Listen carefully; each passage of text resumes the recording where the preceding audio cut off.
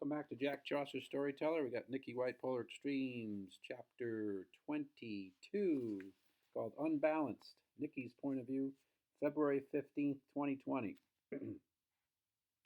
How do you expect me to accept the fact that the asshole who shot you is now a training partner, drinking buddy, whatever the fuck? Shh, keep it down, I told Bill.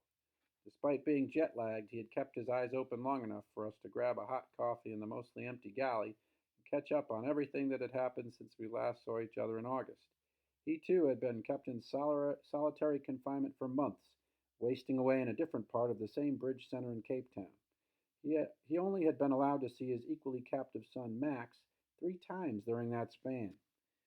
That's 3 more times than I've been allowed to see my father, I pointed out. But when the topic turned to Thomas, Bill understandably came unglued. He shook his head and kept tugging at his new goatee, which I didn't really care for. Perhaps the gray hairs that now salted it were a wake-up call for me. He was 40 now, almost old enough to be my father. I'm telling you this so you know what's going on, I said. I don't want you to go kick Thomas's ass or anything. That won't help the situation for any of us. All I can tell you is he's been trying to change. He's gone from trying to kill me 6 years ago to sort of helping me in dire situations over the past month or so. Obviously, the bridge is coercing him into it, but that's the new reality, and I'm learning to deal with it day by day. Only the bridge would do something like this, Bill said. Absolute insanity. How is he not in prison? He was, for 5 years. Somehow they got him out and sent him here for an experimental rehab. The prison apparently had no idea the bridge also sent me down here. Unbelievable. These people literally get off on thinking of ways to fuck with people. Thomas doesn't like it either. Do you really think he wants to be my rescuer, my bodyguard? At least they don't discriminate, Bill said. They fuck with the good, the bad, and the incarcerated. Welcome to the bottom of the world. Oh, we can't get any lower. Are we really stuck here until late October, he asked, before switching to a whisper. Can't the National Science Foundation call in a rescue flight for us? I've heard about them evacuating sick people from here before. We're abductees. That's even worse. I lowered my voice as well. We could try. The problem is Willem practically runs the show down here. If we try to raise any red flags, he'll hear about it, and we'll be screwed with no guarantee of any rescue. I may never see my father again. You may never see Max again.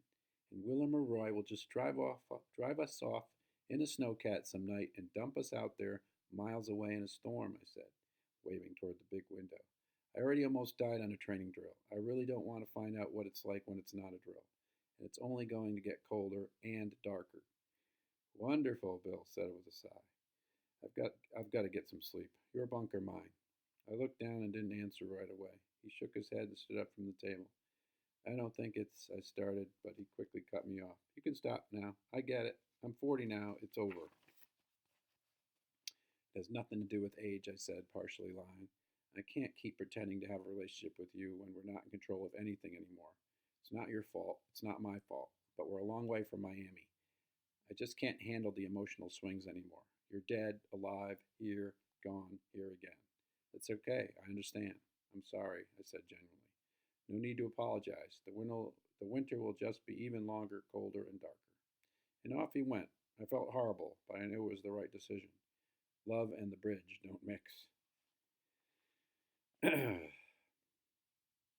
Why are we here? Willem began, his intense eyes studying each of us in turn. And why this particular group of somewhat unbalanced Americans? Willem had summoned all of us to a conference room with a rectangular table. He sat at the head of it, with Adam, me, and Bill on the left, and Thomas and Roy on the right. No one answered Willem's rhetorical question, despite the pause. We are here because last year the bridge selected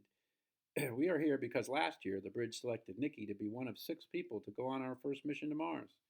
There will be 2 astronaut pilots with science specialties, 1 engineer, 1 medical doctor, my son Peter, and 2 commoners who will do a little bit of everything. Nikki, if she succeeds in her training, and her top qualifying partner will help make this mission relatable. Nikki, if she succeeds in her training, and her top qualifying partner will help make this mission relatable to every person on Earth. The bridge wants a mix of people, not just scientists and doctors and astronauts, to be on missions 1 through 4. to be among the first colony of 24 humans on the Red Planet. Bill half raised his hand. Willem nodded at him. Is there really no plan to bring us back if we go? He asked. Eventually, we will have return trip capability, but your mindset should be to go there and stay there for the foreseeable future. There are no guarantees of a return trip to anyone, including my own son at this point. Our priority is to get there first and establish the first base on Mars. That's a big change from a year ago, I pointed out. Even Peter seemed fine with waiting and doing it right, rather than getting there first. And I overruled them, Willem said sharply. We will do it right and get there first. Enough fucking around already. It's truly a disgrace that we have no human beings on that planet by now. We have the ability, the resources. We will train properly. All we need are people with guts, people who are committed. An awkward silence settled over the room. It was kind of laughable to picture any of us on Mars, but this guy was serious. Roy, of course, was practically nodding off in his chair. What did he care? He wasn't going to Mars.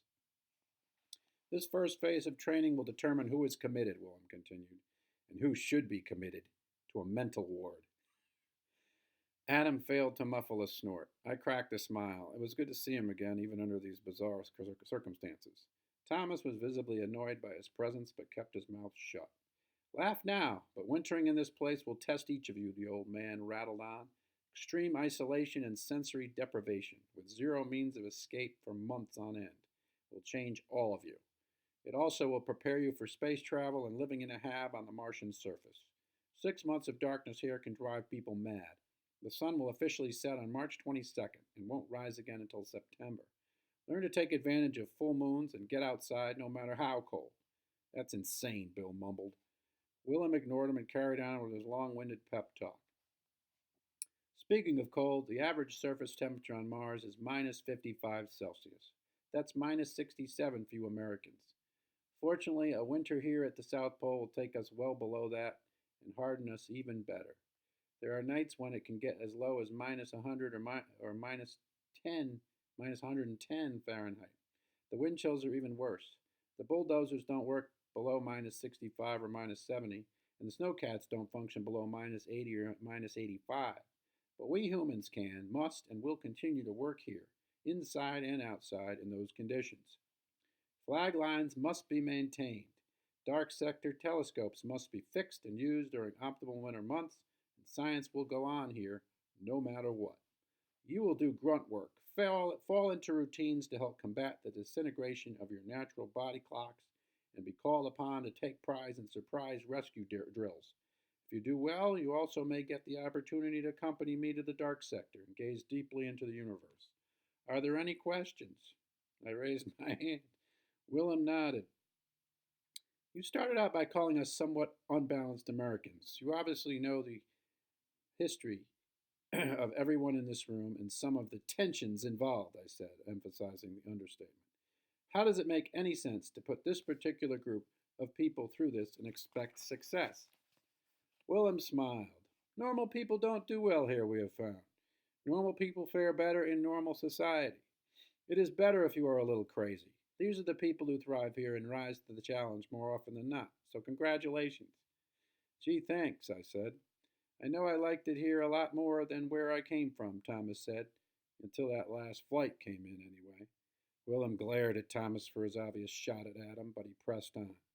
I think you'll all find this experience far more peaceful and liberating than the fragmented and fast-paced society you previously were prisoners to, he said. Bill perked up at that. Interesting word choice from a company well-versed in the actual imprisonment of people of all ages, even little boys, he sneered. Willem shot back an annoyed look. Shall I call my defense lawyer, or can I proceed with your training schedule? No, please, continue to conquer this world and the next. All else be damned, Bill waved him on with both hands. Willem did just that. He didn't give a shit about any of us. We were the equivalent of space monkeys who would probably just blow up on a test flight to Mars. I also had major doubts that Peter would have the balls to go on our mission when it actually came time to lift off. Why would they risk one of their higher-ups so early in the colonization attempt? Those who successfully complete the South Pole winter phase will move on to rover training, water drilling, and scientific exploration in the McMurdo Drive valleys when summer returns, Willem said. After that, training will shift back to the Great Crew Launch Complex in South Africa. You will do you will do spacesuit training, learn to live in habs and domes, figure out how to grow crops in Martian-like soil, and flip around in zero-gravity simulators.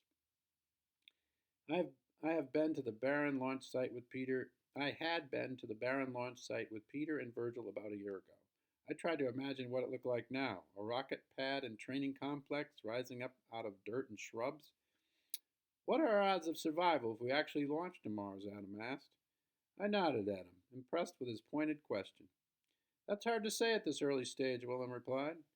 Can you at least give us an estimate, before we get all invested in this brutal training for a mission we may or may not get selected for and may or may not survive? Bill persisted on behalf of all of us. Willem rubbed the gray stubble on his chin and mulled that over for a moment. Unsurprisingly, he seemed to savor dangling our collective fates over a cliff of uncertainty. Well, the full name of this base is Amundsen Scott South Pole Station, he finally said. Amundsen and Scott were both explorers racing to reach this pole first. Amundsen won and he survived. Scott lost and he died on the return trip.